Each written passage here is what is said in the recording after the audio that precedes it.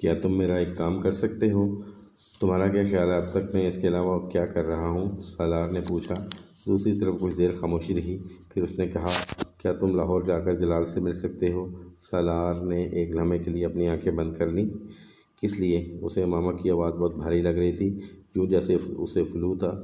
پھر اچانک اس کو خیال آیا کہ وہ یقیناً روتی رہی ہوگی، یہ اسی کا اثر تھا۔ تم میری طرف سے اس سے ریکویسٹ کرو کہ وہ مجھ سے شادی کر لے، ہمیشہ کے لیے نہیں تو کچھ دنوں کے لیے ہی صحیح۔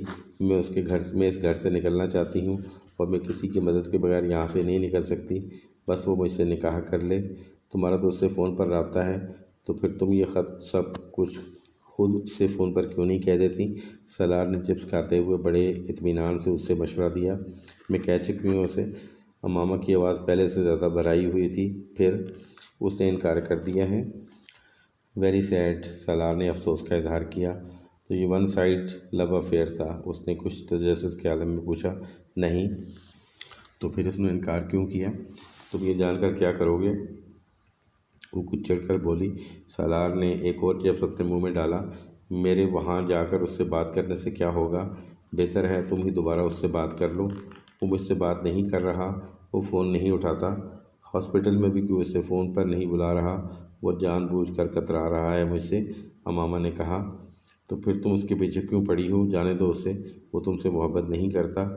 تم یہ سب کچھ نہیں سمجھ سکتے۔ تم صرف میری مدد کرو، ایک بار جا کر اسے میری صورتحال کے بارے میں بتاؤ۔ وہ مجھ سے اس طرح الگ نہیں ہو سکتا۔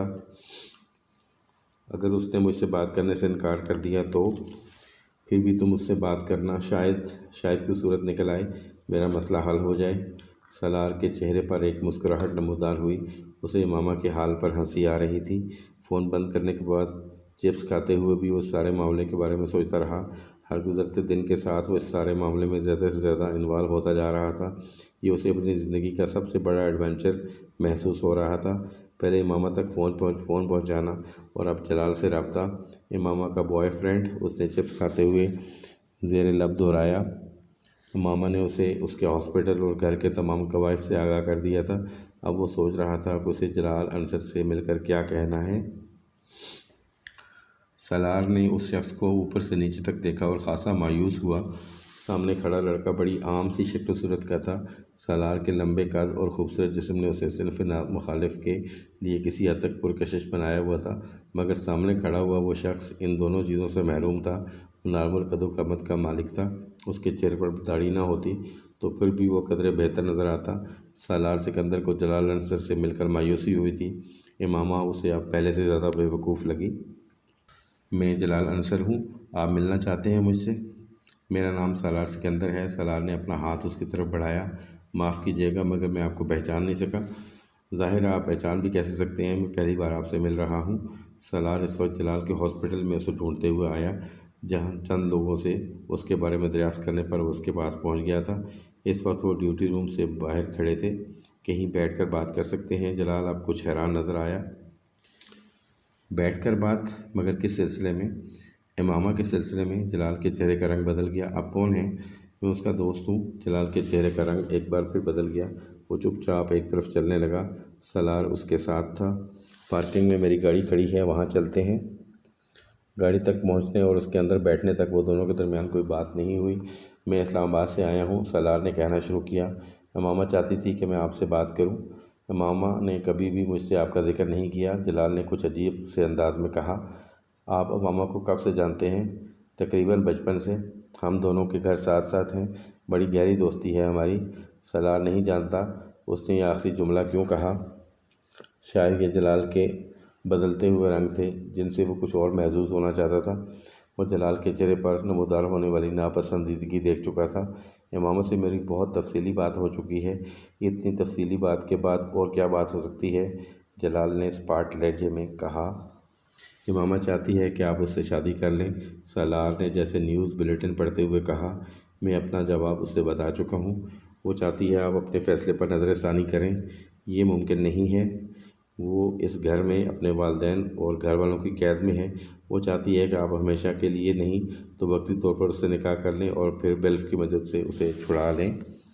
یہ ممکن ہی نہیں، وہ ان کی قید میں ہے تو نکاح ہو ہی نہیں سکتا۔ فون پر نہیں، میں اتنا بڑا رسک نہیں لے سکتا، میں ایسے معاملات میں انوالو ہونا ہی نہیں چاہتا۔ جلال نے کہا، میرے والدین مجھے اس سے شادی کی اجازت نہیں دیں گے، اور پھر وہ اماموں کو قبول کرنے پر بھی تیار نہیں ہیں۔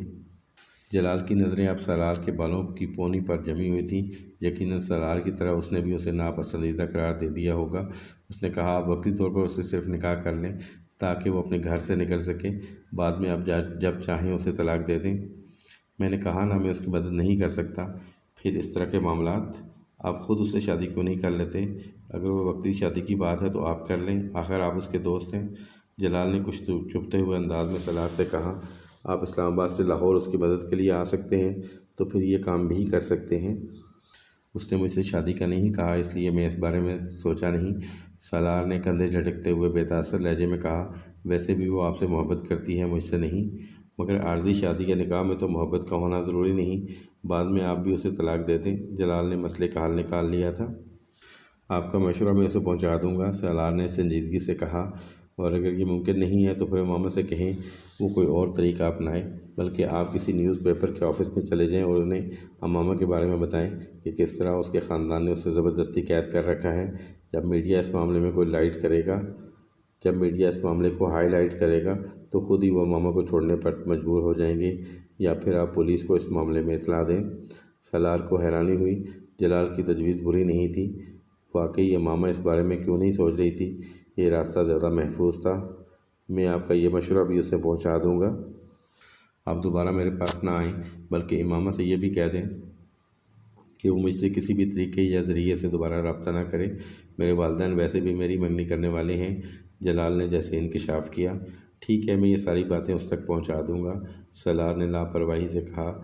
جلال کچھ کہے بغیر گاڑی سے اتر گیا۔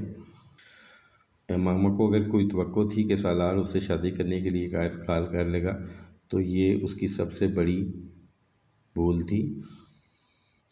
وہ امامہ سے کوئی ہمدردی رکھتا تھا، نہ ہی اسے کسی خوف خدا کے تحت اس سارے معاملے میں کودا تھا۔ اس کے لیے یہ سب کچھ ایک ایڈونچر تھا، اور ایڈونچر میں یقیناً جلال سے امامہ کی شادی شامل نہیں تھی۔ اگر جلال سے اس کی شادی کے لیے دلائل بھی دینے پڑتے تو وہ کیا دیتا؟ اس کے پاس صرف ایک دلیل کے علاوہ اور کوئی دلیل نہیں تھی کہ جلال اور امامہ ایک دوسرے سے محبت کرتے تھے، اور یہ وہ دلیل تھی جسے جلال پہلے ہی رد کر چکا تھا۔ وہ مذہبی یا اخلاقی حوالوں کے لیے قائل نہیں کر سکتا تھا، کیونکہ وہ خود ان دونوں چیزوں سے نابلد تھا۔ مذہب اور اخلاقیات سے وہ اس کا دور دور سے بھی کوئی واسطہ نہیں تھا، اور سب سے بڑی بات یہ تھی کہ آخر وہ امامہ کے لیے ایک دوسرے آدمی سے اتنی لمبی بحث کرتا کیوں، وہ بھی ایسا آدمی جسے دیکھتے ہی اس نے ناپسند کر دیا تھا۔ اور یہ وہ تمام باتیں تھیں جو اسلام آباد سے لاہور آتے ہوئے وہ سوچ رہا تھا۔ وہ آیا اس لیے تھا کیونکہ جلال سے ملنا چاہتا تھا اور دیکھنا چاہتا تھا کہ امامہ کے پیغام پر اس کا رد عمل کیا رہتا تھا۔ اس نے امامہ کا پیغام اسی کے لفظوں میں کسی اضافے یا ترمیم کے بغیر پہنچا دیا تھا، اور اب وہ جلال کا جواب لے کر واپس جا رہا تھا اور خاصا محظوظ ہو رہا تھا۔ آخر اس پیغام کے جواب میں وہ کیا کہے گی؟ اسجد سے شادی تو وہ نہیں کرے گی، جلال اس سے شادی کرنے پر تیار نہیں، وہ گھر سے نکل نہیں سکتی تھی، کوئی اور آدمی ایسا نہیں جو اس کی مدد کے لیے آ سکے، پھر آخر وہ آگے کیا کرے گی؟ عام طور پر لڑکیاں ان حالات میں خودکشی کرتی ہیں، اور وہ یقیناً اب مجھ سے زیادہ زہر یا ریوالور پہنچانے کی خواہش کرے گی۔ سالار متوقع صورتحال کے بارے میں سوچ کر پرجوش ہو رہا تھا۔ خودکشی، ویری ایکسائٹنگ، آخر اس کے علاوہ اور وہ کر بھی کیا سکتی تھی؟ تم مجھ سے شادی کرو گے؟ سالار کو جیسے شوق لگا، فون پر نے کہا۔ وہ کچھ دیر کے لیے بول نہیں سکا۔ لاہور سے واپس آنے کے بعد اس نے امامہ کو جلال کا جواب بالکل اسی طرح سے پہنچا دیا تھا۔ اس کا اندازہ تھا کہ اب وہ رونا دھونا شروع کر دے گی اور پھر اس سے کسی ہتھیار کی فرمائش کرے گی، مگر وہ کچھ دیر کے لیے خاموش رہی۔ پھر اس نے سالار سے جو کہا اس نے چند ثانیوں کے لیے سالار کے ہوش گم کر دیے تھے۔ مجھے صرف کچھ دیر کے لیے تمہارا ساتھ چاہیے تاکہ تمہارے والدین اسجد کے ساتھ میری شادی نہ کر سکیں، اور پھر تم بیلف کے ذریعے مجھے یہاں سے نکال لو۔ اس کے بعد مجھے تمہاری ضرورت نہیں رہے گی، اور میں کبھی بھی اپنے والدین کو تمہارا نام نہیں بتاؤں گی۔ وہ اب کہہ رہی تھی، اوکے کر لیتا ہوں، مگر یہ بیلف والا کام تھوڑا مشکل ہے، اس میں بہت سی لیگیلٹیز انوالو ہو جاتی ہیں، وکیل کو ہائر کرنا، اور امامہ نے دوسری طرف اس کی بات کاٹ دی۔ تم اپنے فرینڈس سے اس سلسلے میں مدد لے سکتے ہو، تمہارے فرینڈس تو اس طرح کے کاموں میں ماہر ہوں گے۔ سالار کے ماتھے پر کچھ بل نمودار ہوئے۔ کس طرح کے کاموں میں؟ اسی طرح کے کاموں میں تم کیسے جانتی ہو؟ وسیم نے مجھے بتایا تھا کہ تمہاری کمپنی اچھی نہیں ہے۔ امامہ کے منہ سے بے اختیار نکلا، پھر وہ خاموش ہو گئی۔ یہ جملہ مناسب نہیں تھا۔ میری کمپنی بہت اچھی ہے، کم از کم جلال انصر کی کمپنی سے بہتر ہے، سالار نے چبھتے ہوئے لہجے میں کہا۔ وہ اس بار خاموش رہی۔ بہرحال میں دیکھتا ہوں میں اس سلسلے میں کیا کر سکتا ہوں۔ سالار کچھ دیر اس کے جواب کا انتظار کرنے کے بعد بولا، مگر تمہیں یہ بات ضرور یاد رکھنی چاہیے کہ یہ کام بہت رسکی ہے۔ میں جانتی ہوں، مگر ہو سکتا ہے میرے والدین صرف یہ پتہ چلنے پر ہی مجھے گھر سے نکال دیں کہ میں شادی کر چکی ہوں اور مجھے بیلف کی مدد لینے کی ضرورت ہی نہ پڑے، یا ہو سکتا ہے وہ میری شادی کو قبول کر لیں اور پھر تم مجھے طلاق لے کر جلال سے شادی کرنے کا موقع دے سکو۔ سالار نے سر کو قدرے افسوس کے عالم میں جھٹکا۔ اس نے دنیا میں اس طرح کا احمق پہلے کبھی نہیں دیکھا تھا۔ وہ احمق کوئی جنت کی ملکہ تھی یا شاید ہونے والی تھی۔ چلو دیکھتا ہوں کیا ہوتا ہے، سالار نے فون بند کرتے ہوئے کہا۔ میں ایک لڑکی سے شادی کرنا چاہتا ہوں۔ حسن نے سالار کے چہرے کو غور سے دیکھا اور پھر بے اختیار ہنسا۔ یہ اس سال کا نیا ایڈونچر ہے تمہارا، یا آخری ایڈونچر؟ سالار نے بڑی سنجیدگی کے ساتھ تبصرہ کیا۔ یعنی تم شادی کر رہے ہو؟ حسن نے برگر کھاتے ہوئے کہا۔ شادی کا کون کہہ رہا ہے؟ سالار نے اسے کہا۔ تو پھر؟ میں صرف ایک لڑکی سے نکاح کرنا چاہتا ہوں، اس کو مدد کی ضرورت ہے، میں اس کی مدد کرنا چاہتا ہوں۔ حسن اس کا چہرہ دیکھنے لگا۔ آج تم مذاق کے موڈ میں ہو؟ نہیں، بالکل بھی نہیں، میں نے یہاں مذاق کرنے کے لیے تو تمہیں نہیں بلایا۔ پھر کیا فضول باتیں کر رہے ہو؟ نکاح، لڑکی کی مدد وغیرہ وغیرہ۔ اس بار حسن نے قدرے ناگواری سے کہا۔ محبت ہو گئی ہے تمہیں اس سے؟ مائی فٹ، میرا دماغ خراب ہے، میں کسی سے محبت کروں گا، اور وہ بھی اس عمر میں؟ سالار نے تحقیر آمیز انداز میں کہا۔ یہی تو میں بھی کہہ رہا ہوں، پھر تم کیا کہہ رہے ہو؟ سالار نے اس بار اسے تفصیل سے امامہ اور اس کے مسئلے کے بارے میں بتایا۔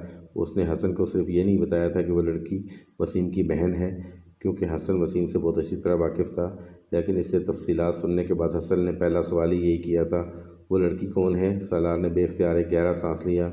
وسیم کی بہن؟ واٹ؟ حسن بے اختیار اچھلا۔ وسیم کی بہن، وہ جو میڈیکل کالج میں پڑھتی ہے؟ ہاں۔ تمہارا دماغ خراب ہو گیا ہے؟ تم کیوں خواہ اس طرح کی حماقت کر رہے ہو؟ وسیم کو بتا دو اس سارے معاملے کے بارے میں۔ میں تم سے مدد مانگنے آیا ہوں، مشورہ مانگنے نہیں، سالار نے ناگواری سے کہا۔ میں تمہاری کیا مدد کر سکتا ہوں؟ حسن نے کچھ الجھے ہوئے انداز میں کہا۔ تم نکاح خواب اور کچھ گواہوں کا انتظام کرو تاکہ میں اس سے فون پر نکاح کر سکوں۔ سالار نے فوراً ہی کام کی بات کی۔ مگر تمہیں یہ نکاح کر کے کیا فائدہ ہوگا؟ کچھ بھی نہیں، مگر میں کسی فائدے کے بارے میں کب سوچ رہا ہوں؟ دفع کرو سالار اس سب کو، تم کیوں دوسروں کے معاملات میں کود رہے ہو، اور وہ بھی وسیم کے بہن کے معاملے میں؟ بہتر؟ سالار نے اس بار درستی سے اس کی بات کاٹی۔ تم مجھے صرف یہ بتاؤ کہ میری مدد کرو گے یا نہیں، باقی چیزوں کے بارے میں پریشان ہونا تمہارا مسئلہ نہیں ہے۔ ٹھیک ہے، میں تمہاری مدد کروں گا، میں مدد کرنے سے انکار نہیں کر رہا، مگر تم یہ سوچ لو کہ یہ سب بہت خطرناک ہیں، حسن نے ہتھیار ڈالنے کے انداز میں کہا۔ میں سوچ چکا ہوں، تم مجھے تفصیلات بتاؤ، سالار نے اس بار فرینچ فرائز کھاتے ہوئے کچھ مطمئن انداز میں کہا۔ بس ایک بات، اگر انکل اور آنٹی کو پتہ چل گیا تو کیا ہوگا؟ انہیں پتہ نہیں چلے گا، وہ یہاں نہیں ہیں، کراچی گئے ہوئے ہیں اور ابھی کچھ دن وہاں رکیں گے۔ وہ یہاں ہوتے تو پھر میرے لیے سب کچھ کرنا مشکل ہو جاتا۔ سالار اس سے مزید مطمئن کرنے کی کوشش کرتے ہوئے کہنے لگا۔ وہ اپنا برگر تقریباً ختم کر چکا تھا۔ حسن اب اپنا برگر کھاتے ہوئے کسی گہری سوچ میں ڈوبا ہوا نظر آ رہا تھا، مگر سالار اس کے تاثرات کی طرف دھیان نہیں دے رہا تھا۔ وہ جانتا تھا کہ حسن اس وقت اپنا لائحہ عمل طے کرنے میں مصروف ہے۔ اسے حسن سے کسی قسم کا خوف یا خطرہ نہیں تھا، وہ اس کا بہترین دوست تھا۔ تو ناظرین، اس کے ساتھ ہی یہ قسط اپنے اختتام کو پہنچی۔ آنے والے ایک ساتھ کو دیکھنے کے لیے میرے چینل کو سبسکرائب کر لیجئے۔ ویڈیو پسند آنے کی صورت میں اس کو لائک کر دیجیے گا اور اپنے ویلیوبل کمنٹس ضرور دیجیے گا کہ آپ کو یہ کہانی کیسی لگ رہی ہے۔ اب اجازت دیجیے گا، اللہ نگہبان۔